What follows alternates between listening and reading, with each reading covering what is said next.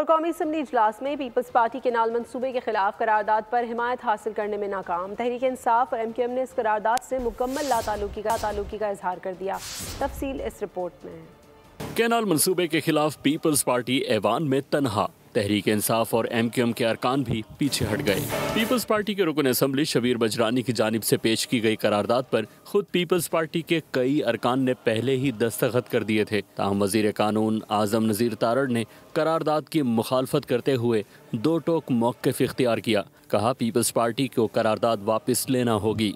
तहरीक इंसाफ ने भी peoples party का साथ देने से इनकार कर दिया। MQM पाकिस्तान पीछे हट गई। खालिद मकबूल सिद्दीकी ने पीपल्स पार्टी से राब्ते की तरदीद कर दी।